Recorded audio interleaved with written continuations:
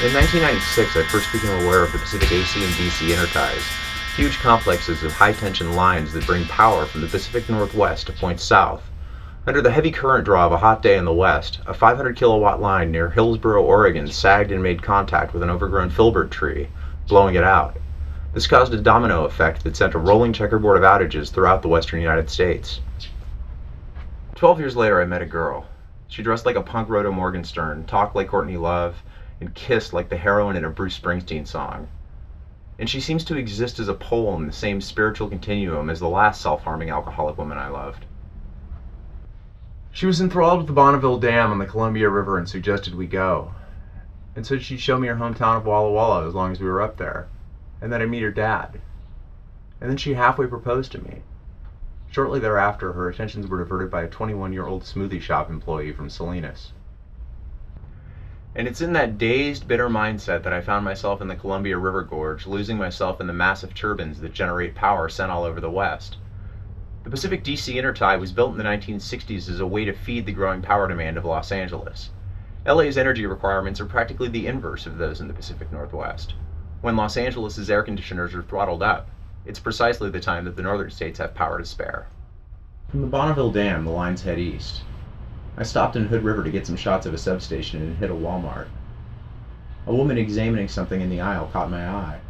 She was a dead ringer for the other pole on this two-woman continuum, the one I still have the most unsettled feelings about.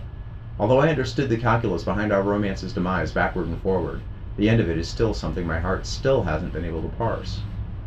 It was the exactitude of her profile that got me first. She was a brunette, but it was obviously a dye job, and my ex had been known to color her hair from time to time. The jacket seemed wrong. The bag seemed right.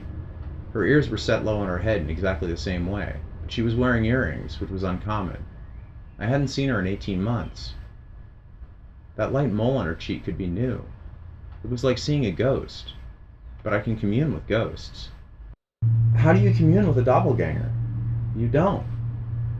You freeze and you stare and come off horrendously creepy. You walk around Walmart like you've just materialized on Mars, or into the middle of a film student's bad reimagining of a forgotten Raymond Carver short story. By the time I left the store, I'd decided I was pretty sure it wasn't her. Despite the futility of the endeavor, I replayed the relationship 583 times if I replayed it once, as I shepherded my little Fiesta out past the Dalles and south into the Oregon grasslands, an area that seems to be the oddball spawn of Nevada and Iowa. The sun retired somewhere behind me in the pines south of Bend and rose again as I slept in Fernley, Nevada. This was the land the power companies asked my dad's father for advice about. 40 years before they strung the interties lines, my grandpa had wired much of northern Nevada for phone service. He'd cut his teeth out here as an engineer and knew all the prime spots for towers, which don't always coincide with the road. That's the thing about the lines. They follow their own route, and they're networked. The loads disperse according to demand. In short, you're rolling through a buzzing grid. Think of it as minimalist desert Tron.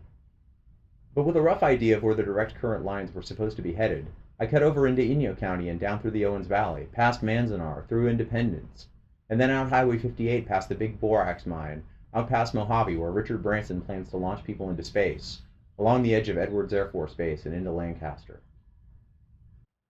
In the morning, it was a quick shot into Sylmar at the northern tip of the San Fernando Valley, to the giant DWP complex where the aqueduct dumps in water, and the DC intertie infuses 3,100 megawatts of power culled from 31 northwestern dams and the nuclear plant at Hanford.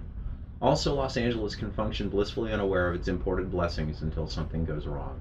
Until an earnest, cheerful 21-year-old nouveau soda jerk pops up. Until addiction's itchy claw swells too large in somebody's chest. Until a tree grows just a shade too tall.